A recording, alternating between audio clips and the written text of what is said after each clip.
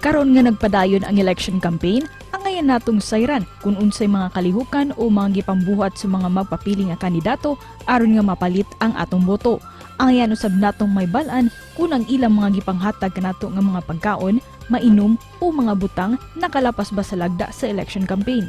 Karong buntaga atong mahinabi ang Regional Election Attorney ug tigpamaba sa COMELEC Region 7 nga si Attorney Ferdinand Guhilde aron nga muhatag kanato katin-awan ug pahinumdom kabahin ining mga butang ug pinaagi sa iyang mga pamahayag mahibaw-an nato kinsa atong mga piliun nga mga kandidato. Nagkaduol na gyud mga kapuso ang eleksyon mga itagdugang kasayuran kabahin sa mga lagda nga gilatid sa COMELEC kabahin niini makauban ta Regional Election Attorney ug spokesperson sa COMELEC 7 Attorney Ferdinand Guhilde. Mayong buntag ug maupay na aga Attorney Guhilde, welcome sa GMA Regional TV Live.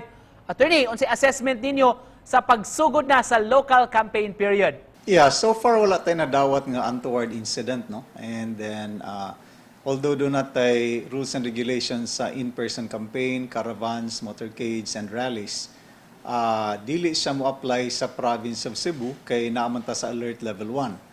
So kadtong manginahanglan og permit gikan sa COMELEC Campaign Committee, mo apply lang to kung alert level 3 and above. Attorney, sa mga rally o mga convergence nga hugupan gyud sa mga tao unsa may komento ikasulti ninyo sa COMELEC kabahin niini? Actually nagpabiling gihapon ang atong lagda sa social distancing o atong mga health protocols, no? So kung pananglit suspendido ang kaning resolution sa COMELEC party sa public rallies tungod kay alert level 1 lang ta, mo apply gihapon ang atong IATF resolution o guidelines insofar as social distancing is concerned, wearing of face mask is concerned. Kinahanglan sundon gihapon sa atong mga kandidato. Posible ba attorney nga masita kining mga wala ni patuman sa social distancing? Actually, no, tinuod na lisod kayo enforce ang atong minimum health protocols labi na sa rally because probably the heat of the occasion. Kay kaning rally man gyud is naturally murag dun ko ang ginasyon panagtagbo sa mga katawhan. Unya usahay malimot ta sa atong social distancing regulations, so mo na nakalisod gyud, no. So I think ang imong pangutana is mabadlong pa ba siya sa COMELEC. So like I said, no, kadtong atong giingon kung alert level 1 and 2 walay jurisdiction ang COMELEC tungod kay iyang gisuspenso ang iyang rules and regulations insofar as in-person campaign and also public rallies are concerned. Even without the COMELEC resolution, naagyo ng IATF guidelines. No hugs, no kisses, no handshakes, no selfies.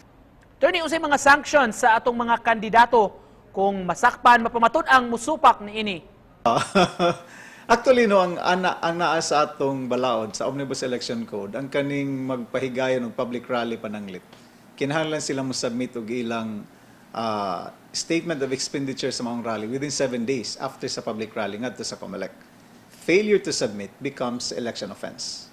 Kinahanglan sad sila mangayog permit gikan sa local government unit o kung wa sila permit, election offense na siya. Again, attorney, unsay mga bantayanan nato ini mga public rally? Sa public rally, no. Pag magpahigayon ka public rally, ang imong bantayan tulo. Kinahanglan do na kay permit sa local government unit. Kung wala, election offense na siya. Within 7 days after the public rally, kinahanglan ka ma-report sa expenditure. Kung di ka maka-report, election offense na siya. Ikatulo, bawal ang mag-distribute of food, drinks, and anything of value. And bawal ang free transportation or hakot because that is actually vote buying. That becomes election offense also. Daghang kay salamat sa impormasyon nga imong gipaambit karong buntaga mga kapuso, Regional Election Attorney sa COMELEC, Attorney Ferdinand Guhilde.